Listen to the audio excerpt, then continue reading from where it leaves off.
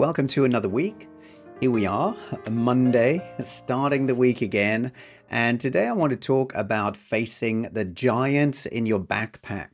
I found that Goliath is a very stubborn dude. Yeah, 1 minute he's in the dust with his head bleeding. You feel as though you've got it. You feel as though you're in control. You feel as though you're going to kind of just win the battle and carry the spoils. And then the next thing, he's back up again, throwing spears at your heart.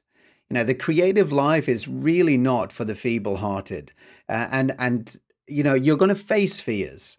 You're going to have to climb over yourself more times than you can count and get up and dust yourself down on a regular basis. And I'm not saying this off the back of any disaster. I'm just talking about what I've observed both in my own creative journey and the journeys of other people. It's a challenging thing to believe in your dreams.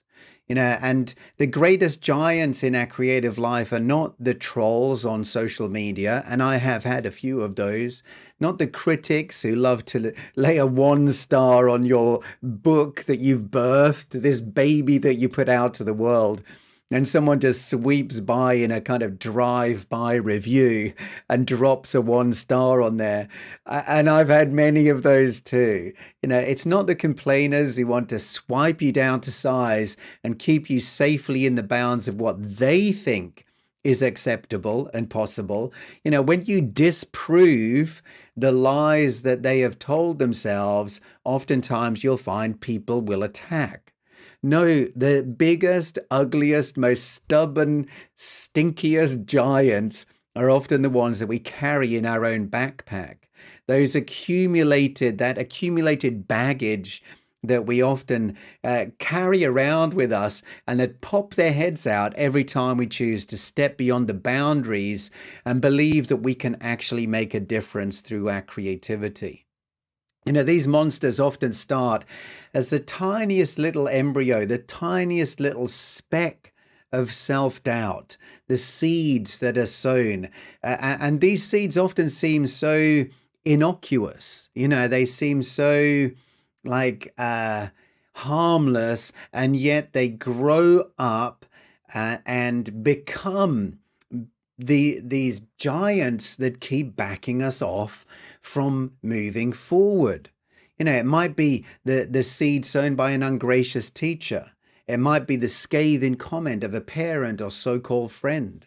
It may well be the well-meaning warnings of someone who is sincerely and earnestly trying to save you from facing disappointment. After all, if we don't take a risk, we can't lose, right?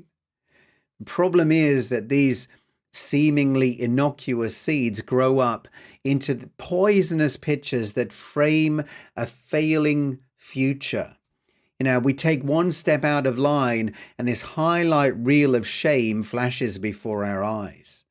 Why do we continue to allow these beastly thoughts to lodge in our brain? Why do we carry them from decade to decade, clinging to our back and clipping our wings with their weight? Here are some of the things that I've found that these backpack bruisers like to alight upon, particularly if you're stepping out in the online world. How about the fact that you don't sell many or if any of the product you created? What are you going to do then? How are you going to face down the giant that tells you that your worth is diminished somehow because you took a risk and it didn't work out the way that you'd hoped?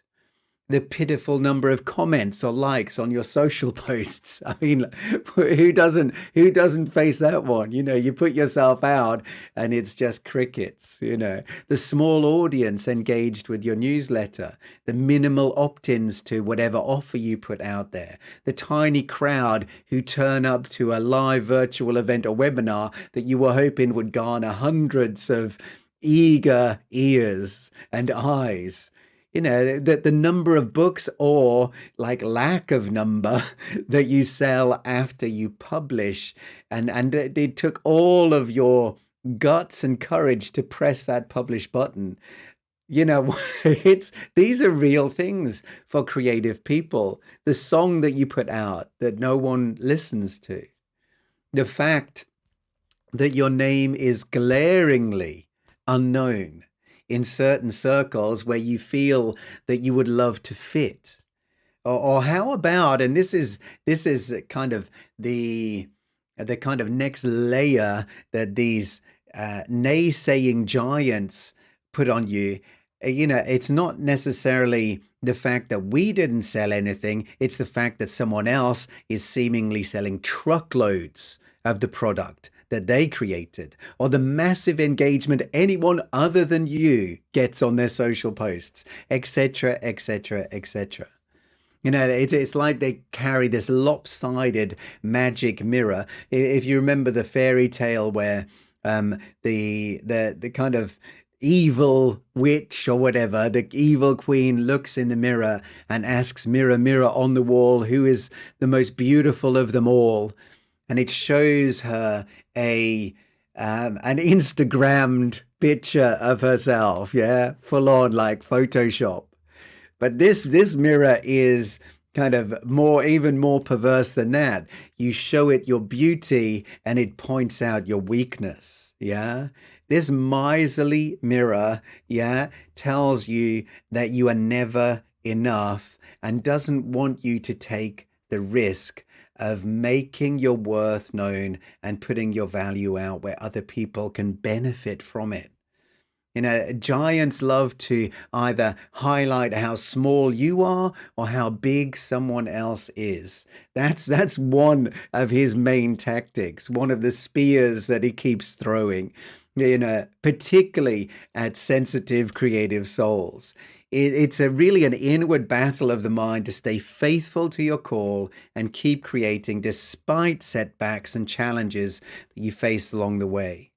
Now, giants want your eyes to be on the growling mountains that stand in your path, but God wants you to focus on his faithfulness and his favor. Paul the Apostle had something to say about this comparison conundrum in a couple of millennia ago even. It was clearly an issue. It's a human issue, yeah, not just a contemporary one. And he says in 2 Corinthians 10 verse 12, "For we dare not compare ourselves with some that commend themselves, but they, measuring themselves by themselves and comparing themselves among themselves, are not wise." This comparison thing, he says, is just not wise. Measuring yourself by yourself or by others is just not wisdom, because someone else's call is not your call.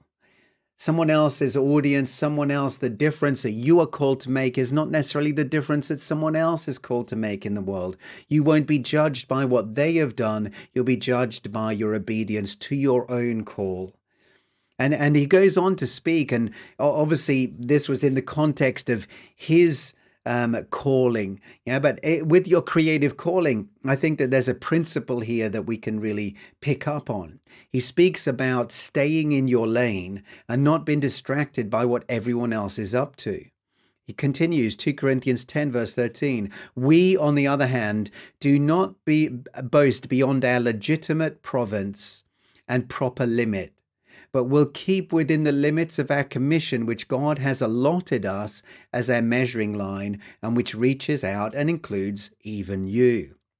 And here he says, I understand the boundaries of my call. I understand what I've been called to and who I've been called to reach, and I'm going to stay in my lane. I'm not going to go running after this opportunity or that opportunity. I'm not going to look at someone else and think, "Oh, I wish I were them," or "that should be me." But really become comfortable with who you are, become comfortable with what God has commissioned you to do. And then again, he continues in verse 15. It says, and talks about how serving your chosen audience consistently and humbly can lead to expansion and enlargement. He says, "We do not boast, therefore, beyond our proper limit over some other man's labors, but we have the hope and confident expectation that as your faith continues to grow, our field among you may be greatly enlarged." What is your field of favor? What is your field of faithful service?